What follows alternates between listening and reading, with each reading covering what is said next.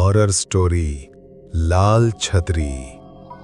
रिया अपने पालतू बिल्ली मिशी के साथ जापान के ओसाका शहर में रहती थी। वो इंडिया के एक छोटे से कस्बे से थी, लेकिन कॉलेज खत्म होने के बाद जॉब के लिए जापान शिफ्ट हो गई थी। उसके पापा की कुछ साल पहले हार्ट अटैक से मौत हो गई थी और अब घर की जिम्मेदारी रिया के कंधों पर थी। रिया एक लोकल एंटीक स्टोर में काम करती थी। उसे पुरानी चीजों से अजीब सा लगाव था। पुरानी घड़ियां, टूटे हुए मिरर, पुराने खिलौने और सबसे ज्यादा छतरियां। उसका मानना था कि छतरियां इंसान के सीक्रेट्स जानती हैं, क्योंकि वो बारिश में सबसे ज्यादा साथ रहती हैं। उसके छोटे से अपार्टमेंट में अलग अलग डिजाइन की छतरियां टंगी रहती थीं, काली, नीली, फूलों वाली। लेकिन एक दिन उसकी दुकान में एक बहुत ही अजीब चीज आई। एक बूढ़ा आदमी दुकान में दाखिल हुआ।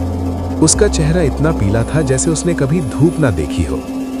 उसके हाथ में एक लाल रंग की पुरानी छतरी थी। उस बूढ़े ने सिर्फ इतना कहा, इसे बेच दो, इससे दूर रहना बेहतर है। रिया को अजीब लगा, लेकिन जैसे ही उसने उस छतरी को छुआ, उसके हाथों में ठंडक दौड़ गई। छतरी बहुत पुरानी थी, किनारों पर काले धब्बे और अंदर की तरफ कुछ अजीब से चिन्ह बने थे। वो छतरी उसी दिन डिस्काउंट में बिकनी थी, लेकिन रिया ने उसे अपने लिए अलग रख लिया। शाम को जब वो घर पहुंची, बारिश शुरू हो चुकी थी। रिया ने वही लाल छतरी खोली और घर तक आई, लेकिन अजीब बात ये थी कि छतरी के नीचे होते हुए भी उसके कपड़े भीग रहे थे। उसकी बिल्ली मिशी उस छतरी को देखते ही फुफकारने लगी। उसने छतरी के पास जाने से मना कर दिया और सोफे के नीचे छुप गई। रिया ने सोचा मिशी डर रही है और छतरी को दरवाजे के पास टिका दिया। उस रात रिया को नींद नहीं आ रही थी। उसे ऐसा लग रहा था जैसे कोई छतरी खोल बंद कर रहा हो। छप छप छप। वो उठी और हॉल में गई। लाल छतरी अपने आप खुली हुई थी और उससे पानी टपक रहा था, जबकि बाहर बारिश बंद हो चुकी थी। अचानक उसे किसी के चलने की आवाज आई। उसने मुड़कर देखा, छतरी के नीचे कोई खड़ा था, लेकिन वहां कोई पैर नहीं थे, सिर्फ छाया। रिया डर के मारे पीछे हटी। छाया हंसी, एक बहुत ही धीमी, गीली हंसी। अगली सुबह रिया ऑफिस गई, लेकिन उसका दिन बहुत खराब रहा।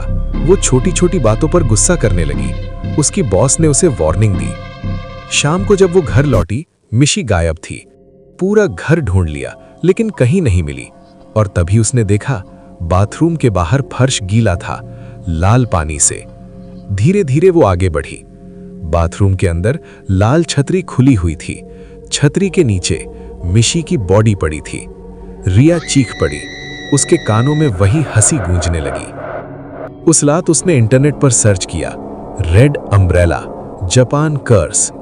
उसे पता चला कि ये छतरी एक ओन्ना अमे नाम की आत्मा से जुड़ी है, जो बारिश में लोगों को फॉलो करती है।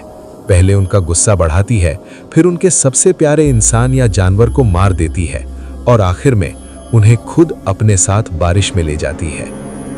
रिया ने छतरी को जलाने की कोशिश की, लेकिन वो जली नहीं। उसने उसे नदी में फेंक दिया। उसे लगा सब खत्म हो गया, लेकिन अगली सुबह रिया की लाश उसके अपार्टमेंट की छत पर मिली। हाथ में वही लाल छतरी थी और मौसम बिल्कुल साफ था।